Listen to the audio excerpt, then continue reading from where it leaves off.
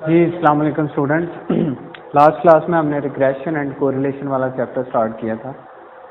उसमें रिग्रेशन वाला टॉपिक जो था वो डिस्कस हुआ था और एक न्यूमेरिकल एग्जांपल और थ्योरेटिकली ग्राफिकली उसे एक्सप्लेन किया था।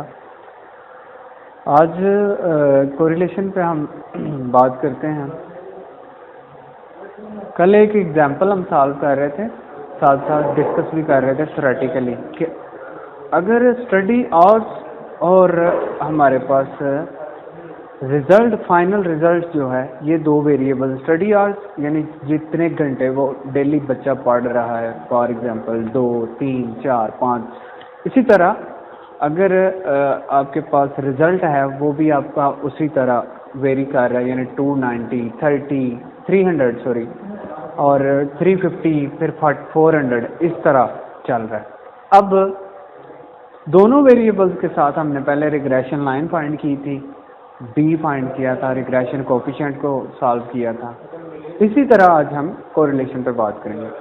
कोरिलेशन के अगर थ्योरेटिकली बात की जाए तो इसका मतलब है इस वर्ड में दो जो हैं वो मर्ज वर्ड हुए हैं, कोरिलेशन यानी जैसे को एजुकेशन बोला जाता है, दो वेरिएबल के रिलेशन को जो है दो को डिफाइन कर रहे हैं, तो दो वेरिएबल के रिलेशन को हम कोरिलेशन कर रहे हैं। इसकी डेफिनेशन पे आ जाए तो the degree of relationship between two variables is called correlation. तो डिग्री ऑफ रिलेशनशिप का क्या मतलब है, यानी how much relationship between two variables. Degree strength किसी चीज़ की पीकनेस, ये स्टार्ट से ऑनवर्ड आप ये बता रहे हैं कि कितना रिलेशन रख रहे हैं दो वेरिएबल्स आपस में। अब उसी एग्जांपल को इधर ले आए कि आपके पास था स्टडी आवर्स और रिजल्ट, तो अब वहाँ पे इंडिपेंडेंट और डिपेंडेंट केस था। रिग्रेशन में ये इंडिपेंडेंट और डिपेंडेंट केस मस्ट होता है, देन आप इक्वेशन सॉल्व करते हैं। जबकि कोरिलेशन में आपके पास इंडिपेंडेंट और डिपेंडेंट केस नहीं होता। कोई भी वेरिएबल्स, आपके दो वेरिएबल्स कोई भी हैं, डिपेंडेंट हैं, इंडिपेंडेंट हैं, आप उनको ये नाम दिए बगैर उनका रिलेशनशिप फाइंड करते हैं और ये बताते हैं दोनों में रिलेशनशिप कितना है। अब वो एग्जाम्पल अगर आप इधर ले आए, फॉर एग्जाम्पल वो थी बात के स्टडी और जितने इंक्रीज होते जाएंगे, यानी एक बच्चा जो है वो 3 घंटे 4 घंटे 5 घंटे पढ़ता है डेली बेसिस पे, उसका रिजल्ट भी उसी मिकदार से पढ़ता जाएगा, यानी आप वो उसके नंबर जो हैं वो ज़्यादा आएंगे। यानी जितना उधर से उसका स्टडी आवर्स बढ़ते जाएंगे उतने उसके मार्क्स बढ़ते जाएंगे। ये एक रिलेशनशिप है, कोरिलेशन, इसे हम इससे डिनोट कर सकते हैं।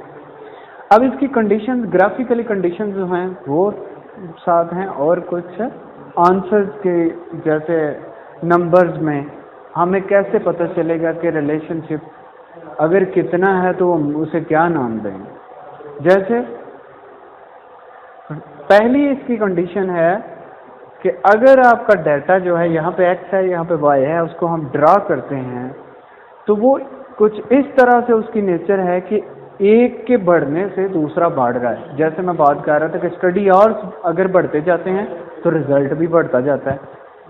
अब ऐसे केस में एक लाइन जो है लीनियर, ये लीनियर फॉर्म में एक लाइन मैंने ड्रा की है और उस लाइन के सराउंडिंग में उसका सारा डाटा जो है वो मूव कर रहा है। तो ऐसे केस में हम इसे पॉजिटिव कोरिलेशन कहेंगे, यानी पॉजिटिव साइड पे एक के बढ़ने से दूसरा भी बढ़ रहा है, यानी x में अगर चेंज हम लेके आ रहे हैं तो y में भी उतना ही चेंज आ रहा है। ऐसे केस में हम इसे पॉजिटिव कोरिलेशन कहते हैं। अब नेगेटिव रिलेशन के लिए, नेगेटिव एक तरफ पॉजिटिव है, उसके ऑपोजिट हम नेगेटिव की बात करें तो इसमें जो आपका डाटा है x और y, इसको ड्रा करने से उसकी जो लीनियर, अब उसके ऑपोजिट चल रहा है। ये था पॉजिटिव साइड, ये नेगेटिव, यानी एक के कम होने से अगर स्टडी आवर्स कम होते हैं तो आपका रिजल्ट भी उतना ही उसी बेस पे कम हो, उतना ही उतनी मिकदार में कम हो रहा हो। लीनियर ये चीज़ है कि एक जितना एक बढ़ रहा है या कम हो रहा है उतना ही दूसरा बढ़े या कम हो, ये एक लीनियर फॉर्म है रिलेशनशिप की। तो ये भी एक लाइन ड्रा है, ये नेगेटिव लीनियर रिलेशनशिप जो है वो डिफाइन कर रही है। अब ये नो कोरिलेशन, इसमें क्या है कि आप दोनों वेरिएबल्स को ड्रा करें और जो आपके वैल्यूज हैं, जो ऑब्जर्वेशंस हैं, वो किसी खास पैटर्न को फॉलो ही नहीं कर रही, ऐसी फॉर्म में नो रिलेशनशिप आ रहा होता है। यानी हम ये कह सकते हैं कि no correlation between two variables. अब नेक्स्ट है कंडीशन विद आंसर, यानी आप किसी खास फिगर से भी बता सकते हैं कि दो वेरिएबल्स के दरमियान क्या रिलेशन आ रहा है। एक तो ये कि ये अजम्पशन है, इसकी कंडीशन है कि आपका जो कोरिलेशन का आंसर है वो हमेशा -1 से +1 के दरमियान लाई करता है, यानी वो ना तो +1 से एक्सीड कर सकता है और ना ही वो -1 से डिक्रीज हो सकता है, यानी -2 नहीं हो सकता और +2 नहीं हो सकता, +3 नहीं हो सकता, +12 नहीं हो सकता, और यानी -1 0 और 0 और +1 यहाँ पे ये रहता है।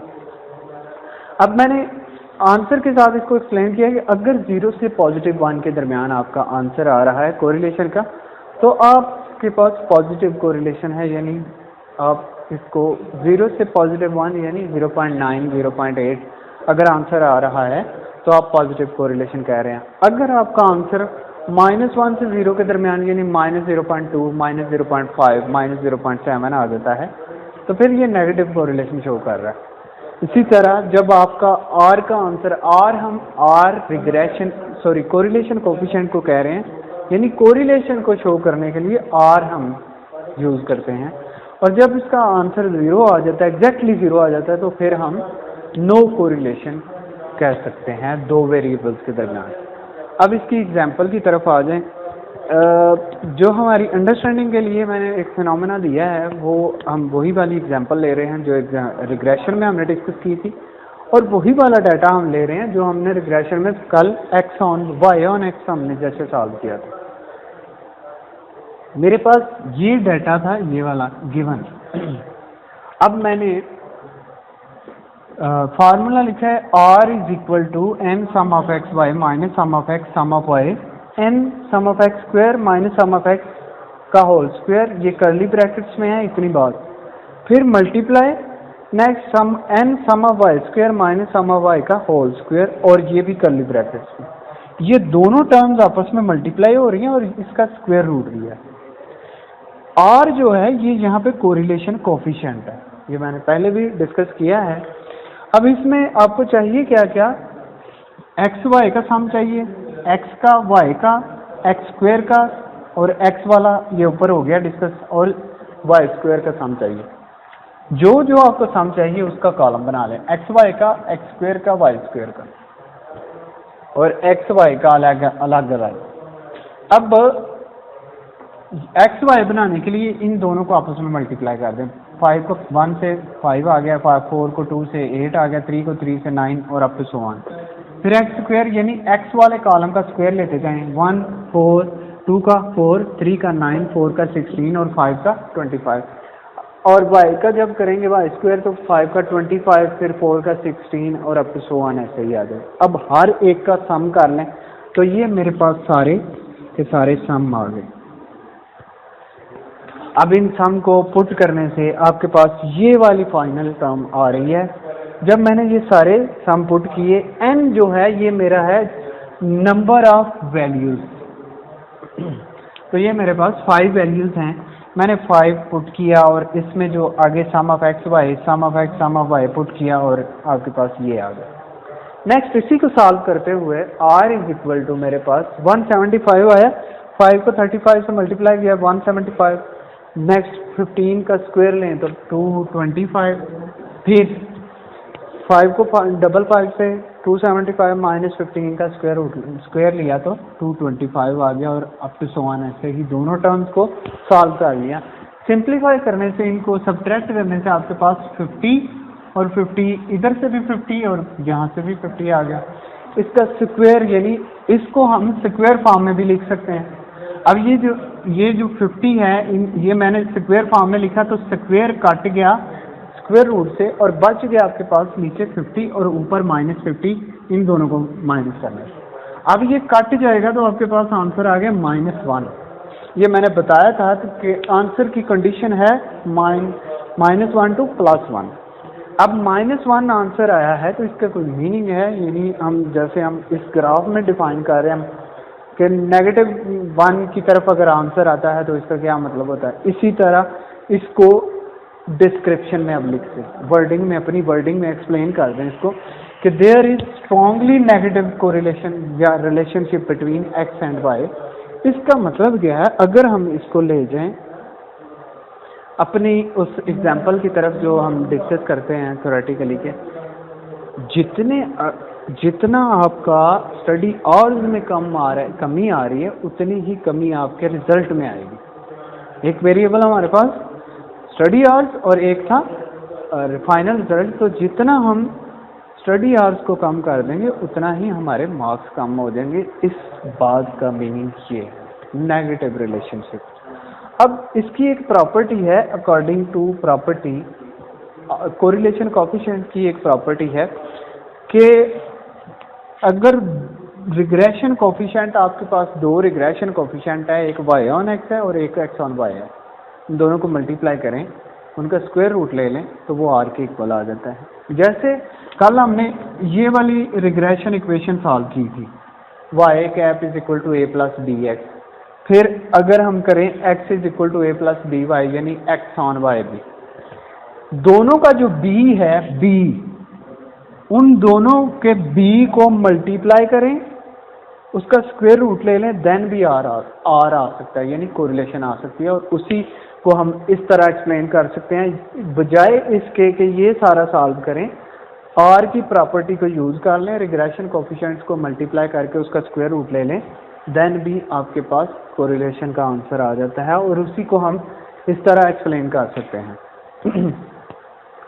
और रिग्रेशन कोएफिशिएंट जो हैं ये हम b से शो कर रहे होते हैं।